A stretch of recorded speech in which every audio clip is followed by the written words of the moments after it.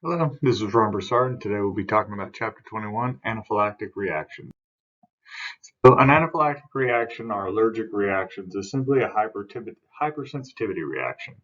Now, with anaphylaxis, we're talking about a systemic issue, which is severe and life-threatening, whereas like a mild allergic reaction is something that's more localized. Think a runny nose, think, maybe some hives on the arm.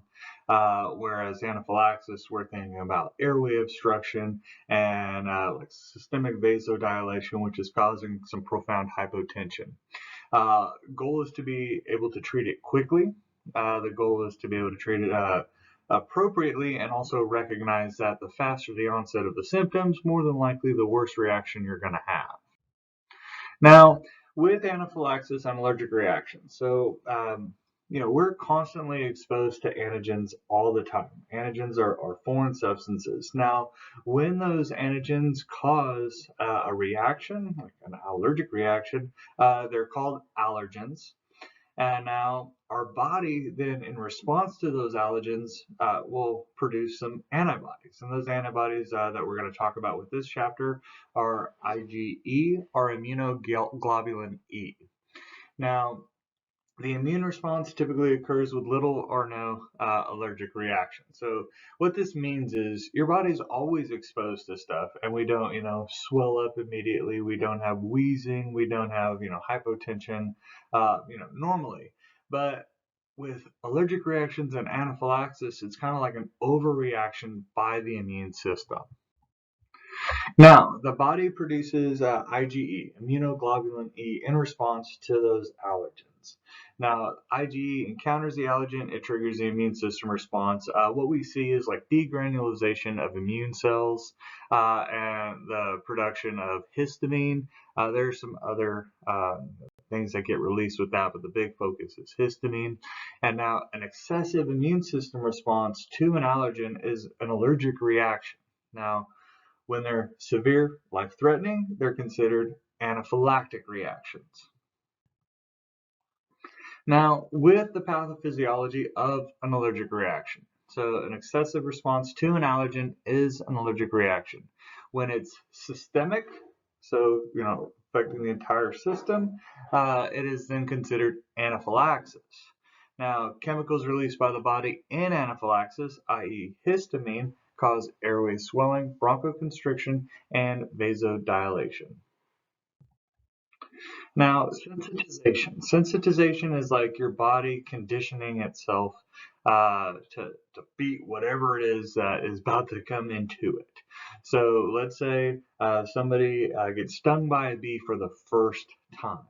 They get stung by a bee for the first time on that first exposure. The B cells are going to specifically start to make IgE, those antibodies, because it's got this foreign substance that's entered inside of it. It knows that it's, dangerous, and it wants to knock it out. So B cells are going to create those antibodies. Okay. Now, the issue is the next time you are exposed to that allergen, your body already has these antibodies attached to mast cells and basophils. Mast cells are going to be found in the tissues, specifically blood vessels and in the lungs. And basophils are immature mast cells that float around in the blood. When that allergen attaches to that antibody, it will trigger those cells to break down and release chemicals, and that chemical is histamine. Now, with the sensitization, it will just happen, and you'll see massive vasodilation, you'll see airway constriction, and difficulty breathing. Now, this is what we're talking about, that subsequent exposure to the allergen. Allergen attaches to IgE, breaks down mast cells and basophils, okay, and that triggers anaphylaxis. All right, now the primary chemical mediator is histamine. All right, this is showing you guys an example here of kind of the breakdown of what's going on. Now, when we have anaphylaxis, remember anaphylaxis severe, systemic. All right, So we see bronchoconstriction, we see increased capillary permeability due to the vasodilation. Okay, so we're losing fluid into the interstitial space.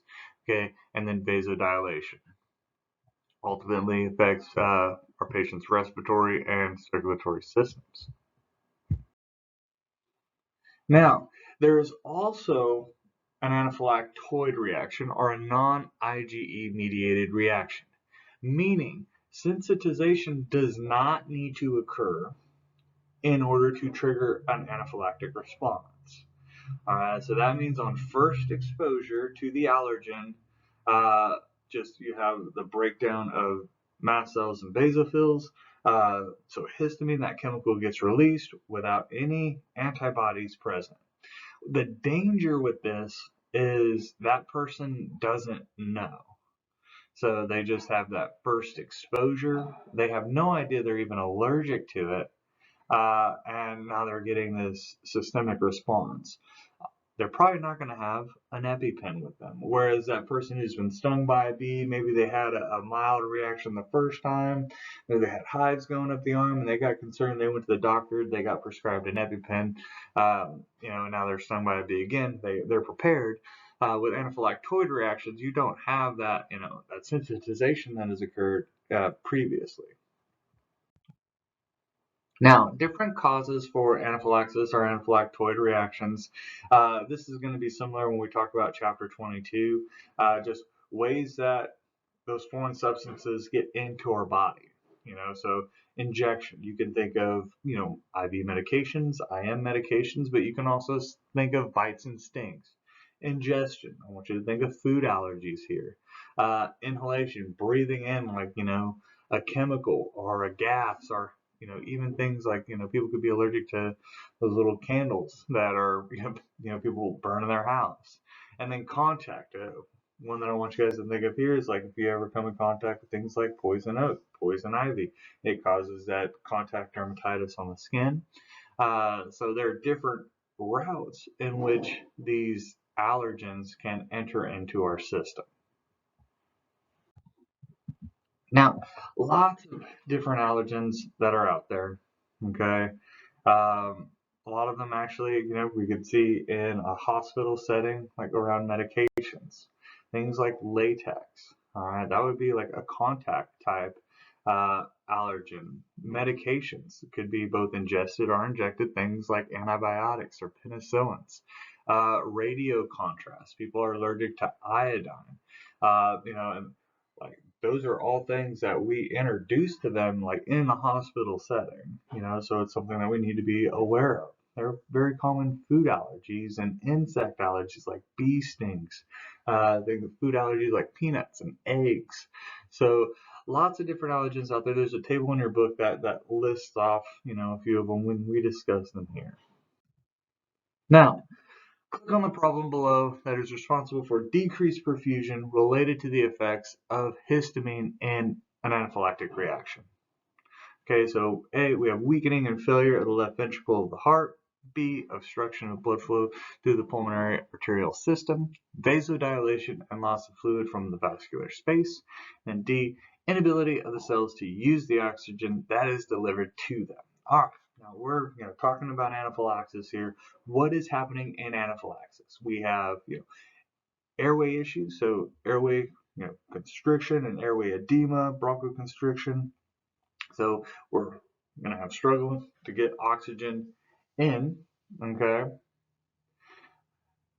Then we have vasodilation. So vasodilation causes poor perfusion, okay, and increased capillary permeability. So with this, we're talking about poor perfusion related to histamine. Okay, so right now, histamine is not going to cause failure of the ventricle by the chemical itself. Okay, it's not going to cause any obstruction of blood flow. Okay, so it leaves us with two options here. So we have vasodilation, which we know that happens, all right, and then loss of fluid from the vascular space, increased capillary permeability, and now inability of the cells to use the oxygen that is delivered to them. Now, well, you guys may be thinking D because, hey, we're talking about oxygen issues. Well, the issue with histamine is it causes that bronchoconstriction, and it's difficult for us to get air in. However, it doesn't affect the cell's ability to use the oxygen that does get in. All right, so D is not the answer. Correct answer is going to be C, vasodilation and loss of fluid from the vascular space due to increased capillary permeability. All right, now, assessment-based approach. A big thing is size up your scene. The last thing you want to do is put yourself into a dangerous situation. And a lot of times people, can kind of take their scenes for granted. You get called in for a bee sting or a wasp sting. The last thing you want to do is walk into a big hive of them. And trust me, bees, yellow jackets, they can be aggressive. But also things like just coming up to your patient. I'm on the East Coast. We have fire ants. The last thing you want to do is take a knee on a fire ant hill, and now you are getting bit and stung by these ants. But also, we talk about drug use, and injection can be a route. You just don't want to expose yourself to any possible harmful contaminants. Okay, but look at your scene. What do you see? They could also be giving you clues into what could be going on with this patient. Do you see any medications around? Is it a new medication that the patient's gotten versus is it something that they've been taking their whole life? Because remember, with medications, especially stuff in the hospital setting, that's where we could see those anaphylactoid type reactions. Now, primary assessment. So when you're looking at your patient, they can have this malaise, just generalized discomfort or feeling of impending doom. Mental status may be alert to unresponsive. It all depends on, how hypoxic they are and how hypotensive they are.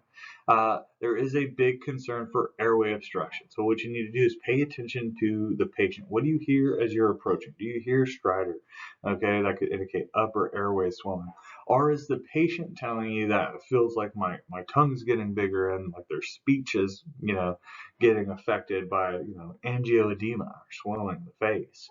Is the patient telling you I feel like there's a lump growing in my throat? Pay attention to those little things because again, these symptoms can come on. There is no like set time, but the faster that onset of symptoms, the worse the reaction is typically going to be. Okay, here's a good example of angioedema. We had a lady who came in our ER not that long ago. She took medication for the first time. It was blood pressure medicine. And she came in and her tongue was literally swollen out of her head like that. And we ended up having to go through, giving epi, trying to give Benadryl, and ultimately had to intubate this patient because the airway edema was so bad and her hypoxia was so bad that the medication wasn't even having the desired effect that we were going for quick enough. So if you can catch this before it gets to this state, that's going to be obviously the goal. All right, now understand that your airway adjuncts will not help with laryngeal edema, i.e. the OPA and the NPA. It's not going to go past the larynx in order to create that channel. Remember, it's our adjuncts, the OPA, the NPA, very basic airways. They're great for keeping the tongue out of the way, but they're not going to do anything for swelling in the larynx. And when you're auscultating lung sounds, you may have wheezing all over, just going to sound just tight. Okay, so you may need to do positive pressure ventilations in order to support respirations on that patient.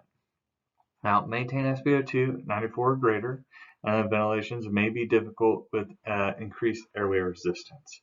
You may need to put a little bit of extra pressure just on the bag in order to get good chest rise. Now, consider ALS for airway management. The pulse may be weak and rapid. Again, the pulse is weak, typically due to vasodilation and falling blood pressure. Body's trying to compensate for that decreased blood pressure by increasing the heart rate, increasing the force of contraction, so we end up with a thready pulse. You could have edema due to increased capillary permeability. Now, the skin may be red or flushed, especially from the vasodilation that's occurring. But as that patient gets hypoxic, if there's issues with perfusion, they're going to get cyanotic and mottled. Okay, hives and itching are characteristics of an allergic reaction. Okay, so you want to look for that. Now, hives, urticaria is one of the things you'll be looking for, and then itching is pruritus. So again, those are just some characteristics. All right.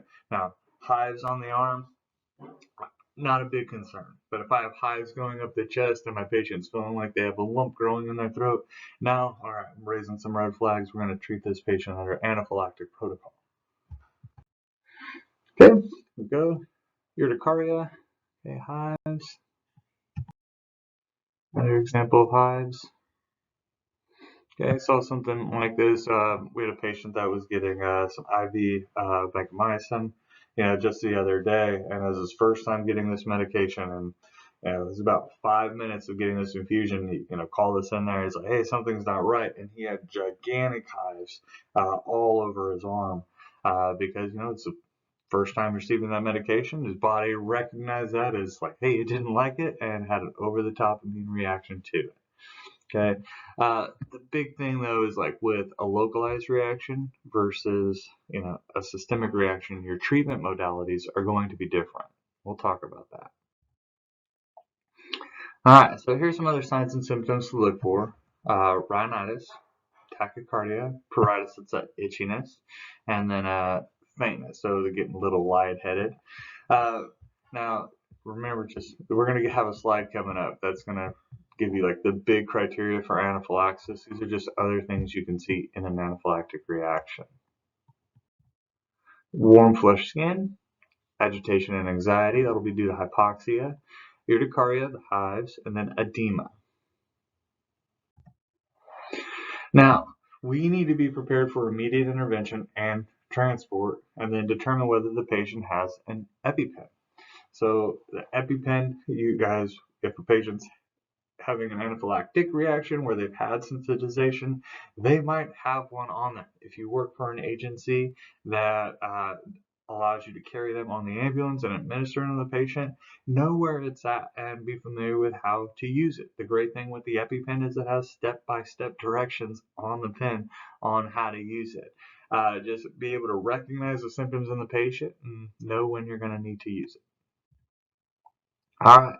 Now, for the history of present illness, we're going to use OPQRST. The big thing to pay attention to here is the time. Okay, the time that exposure happened. So the quicker the onset of those symptoms, okay, the more severe the reaction is. So the time is important. It's an important thing to know. Like if my patient ate a peanut butter and jelly sandwich yesterday and they just feel a little itchy, today, okay, odds are it's probably not going to be that severe of a reaction versus, they accidentally took a small bite of a Snickers bar 10 minutes ago and their whole face is swollen up. Now I'm getting really concerned that this reaction is going to progress. Okay, now are the signs and symptoms consistent with anaphylaxis, i.e. is this a systemic reaction with the body or is it something localized? Okay, is this a systemic reaction or is it localized? That's what we need to determine. Okay, now are the signs and symptoms getting better or worse from prior to my arrival? Okay, has the patient taken anything for this reaction prior to our arrival? And does the patient have a history of allergies or anaphylactic reactions? If a patient has had a bee sting before and last time their whole head swole up and they had breathing issues and they had to use an EpiPen and they're stung by a bee again, odds are likely that they're going to need to use that again. Okay, has there been anything taken? Is there an EpiPen available? What medications is the patient taking? And is there anything new that may be causing a reaction? These are things that we want to determine. Okay, has the patient had an anaphylactic reaction in the past? How severe was that last reaction? And then does the patient have other illnesses? Anaphylaxis can trigger things, like with exacerbation of chronic illnesses, like especially respiratory ones, think asthma. Okay, it can affect the heart. If a patient has AFib issues and now they have an anaphylactic reaction, okay, that can definitely cause them to go back into this cardiac arrhythmia, okay, and go back into AFib, which causes additional problems. So you can have these acute exacerbations of chronic illnesses from anaphylaxis. Okay, now when did the patient last eat or drink? What did they consume? Activities prior to the onset, and then was the patient exposed to anything that could have caused the reaction? All right, so when we're assessing the patient, we're going to look for skin. So look for those hives, look for flushing of the skin, check to see if the patient's itching. All right, respiratory system, also take lung sounds, check to do you have any wheezing of any kind. Cardiovascular system, we're going to be looking for hypotension. All right, so make sure you're getting a good blood pressure assessment. Central nervous system, make sure we're assessing our patient's mental status so we can identify trends and changes in the mental status. GI, GU, so gastrointestinal abdominal pain is common with anaphylaxis. So that can trigger abdominal pain, some nausea, and also some vomiting. And then just generalized symptoms like patient just feels like general malaise, general discomfort. Those are all things that we want to assess for and document. Now, baseline vital signs. So make sure you're getting a good blood pressure, respirations, document the lung sounds that you got. Understand that your pulse may be rapid and weak if the patient's hypotensive. All right. We want to assess these patients to get a good solid baseline so that way when we perform our intervention, we can assess to see if those interventions are effective. All right. Like if I don't assess lung sounds on my patient and, I give them epi, and I also take lung sounds, and I still hear some wheezing, I don't know if that's wheezing's worse than before the medicine, or if it's the same or if it's gotten better. So we definitely want to assess the patient. Now, we need to distinguish between a systemic reaction and a local reaction. Remember, we talked about this. What you do is very dependent on if this is system-wide or if it is localized. Okay, it is on you as the EMT to determine this. So, the categories that we look at when we're assessing this is, do we have airway and respiratory issues? All right, meaning, do I have bronchoconstriction? Am I hearing wheezing going on? All right, do I have angioedema or laryngeal edema where I have stridor happening? All right, or is my patient showing signs and symptoms of shock? And the big thing there is going to be hypotension. So they got that systolic BP less than 90. All right, like that's letting me know that this is a systemic issue. Okay, versus I show up on scene, the patient has hives, airway's good, breathing's good, blood pressure's good. They have hives going up their arm, okay, and they're itching that arm. Airway's good, breathing's good, blood pressure is good. All right. If I see that, okay, it's hives only on, it's more of a localized reaction. Okay, we're gonna treat this a little differently. We're gonna go supplemental O2 if needed, but then consider ALS, and ALS will give Benadryl, all right, versus giving the patient, pure adrenaline or epinephrine with that systemic reaction. Okay, so we don't want to go over the top with a localized response. So, 21-3 gives you that great table to identify anaphylaxis. All right, so acute onset, minutes to several hours with involvement of skin, mucosal tissue, or both. Okay, and we have respiratory issues or hypertension. Okay, so if they have hives, they have edema in their face, all right, they have redness somewhere from that bee sting, and they have respiratory issues like distress, wheezing, stridor, or hypotension, okay, we will then treat it as a systemic issue, okay, and treat it as anaphylaxis. But let's say they just have, redness. Let's say they just have like their lips are swollen, but they're able to maintain a good airway. Okay, blood pressure is good. All right, we're not considering epinephrine right off the bat. All right, that's where we're going to go with contact ALS. They can give Benadryl, see if we can get that swelling down another way.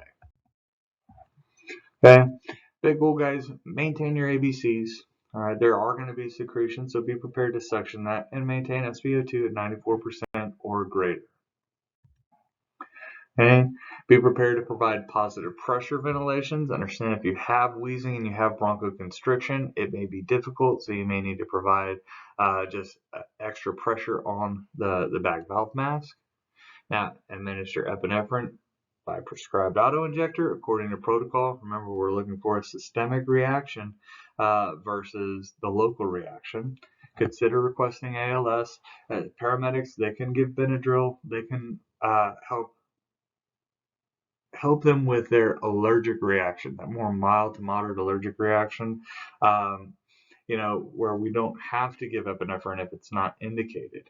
And they can also help you, of course, with severe anaphylaxis, where they can give epinephrine where it's kind of out of our scope if it's not prescribed to the patient. They can also manage airway issues a lot better than we can with our basic airways. Okay, and then initiate transport early. All right, so look for indicators, mild or moderate reaction that's progressing. So, okay, it started with that edema, okay, in the face, but now this tongue's starting to swell and I'm starting to hear stridor and my SpO2 starting to go down. Monitor the effects of your treatment. I just gave them epi because they had, hypotension, they had hives everywhere. Is my blood pressure getting better? Okay, is my SpO2 going up? Okay, keep an eye on those ABCs and reassess vitals every 5 minutes in those critical patients. Now, a biphasic anaphylactic reaction. So 20% of patients experience a biphasic reaction. With this is you have a patient that is exposed to an allergen. All right. So let's say they were stung by a bee and they had an anaphylactic response. It was treated appropriately. You gave them the EpiPen, you administered it to the patient, and now later they end up without additional exposure going back into a anaphylactic reaction.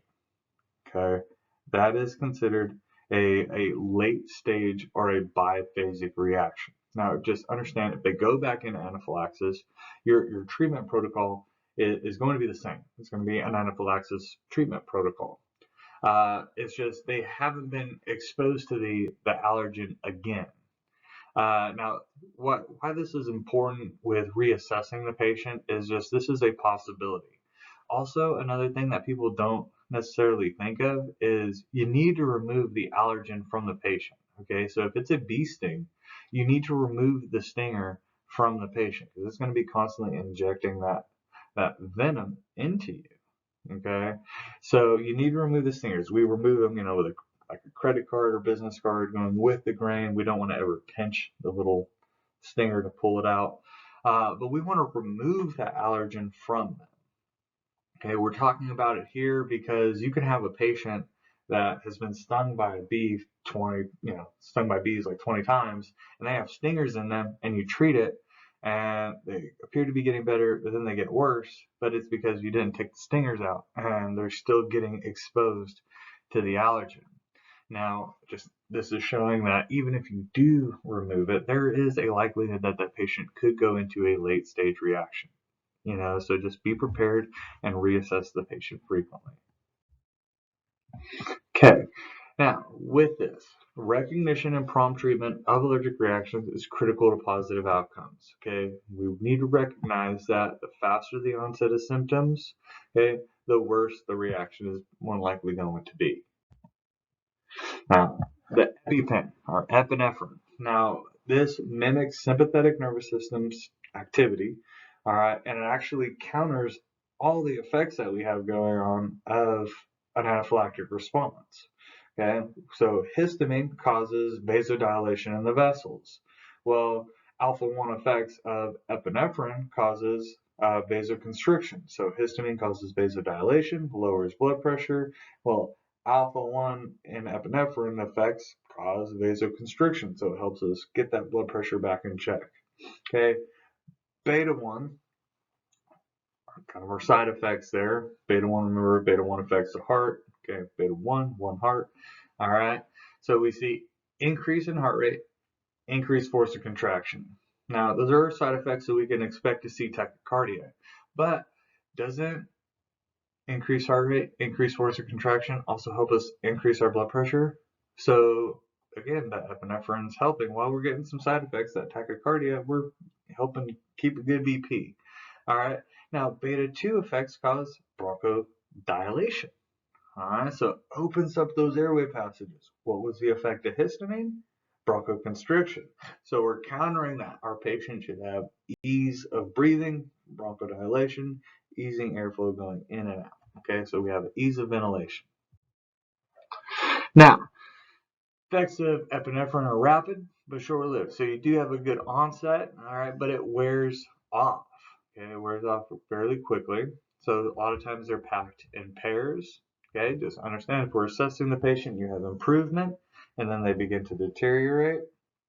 Okay, you can administer the epinephrine. Again, why it's also good to have ALS, because they can get IV access, they can give fluids. Fluids will help, of course, increase blood pressure, but also IV access. They can give IV Benadryl to that patient.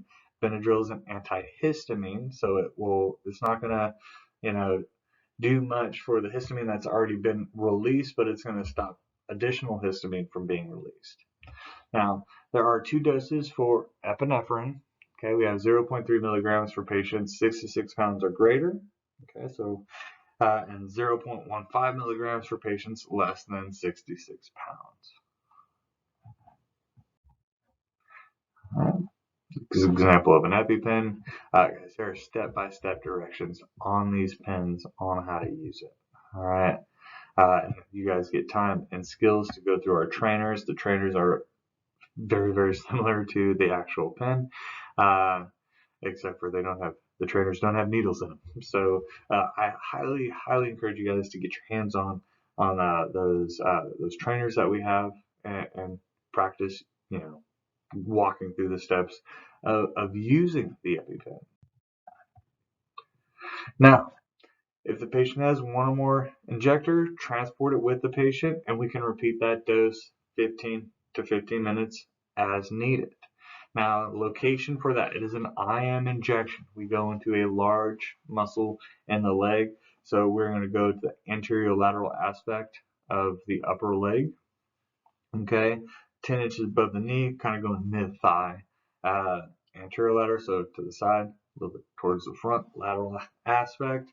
All right, and we're going to auto inject, because it's a spring-loaded needle, okay, into the thigh. Okay, we're going to hold it in place for 10 seconds, and then we're going to massage for 10 seconds where that injection was at. Okay, that helps displace the medicine, allows it to be absorbed into the system. Now, we should look for signs and symptoms of our side effects here of epinephrine. So we can see tachycardia, we can see pale skin, we'll have vasoconstriction, okay, kind of pulling blood now away from the level of our skin, causing the pallor, dizziness, chest pain, headache, nausea, vomiting, excitability, or anxiousness. Understand we've given them adrenaline, so we can understand why they may feel a little anxious. All right, so lesson summary. An anaphylactic reaction is a severe allergic reaction that is systemic. All right, I think I've driven that point home. Anaphylaxis is a severe systemic allergic reaction. Okay, we see airway edema, bronchoconstriction, and vasodilation, i.e. respiratory compromise and hypotension. Okay, we need to manage our ABCs and then administer epinephrine, okay, for those anaphylactic patients. Okay, we need to understand it can progress rapidly, and the faster the onset of the symptoms, the worse the outcome is going to, not the outcome, the worse the reaction is going to be. So we need to be aggressive with our treatment. So I'd be able to identify that systemic reaction, be able to treat it appropriately, and then of course reassess the patient frequently. Understand they can have a biphasic reaction where they don't even need to be exposed to the allergen again to have that reaction, but They can also still have exposure to the allergen if we haven't done a thorough assessment. So we need to make sure we're assessing them and removing any contact that they may still be having with that allergen. All right, and that concludes this period of instruction. Thank you.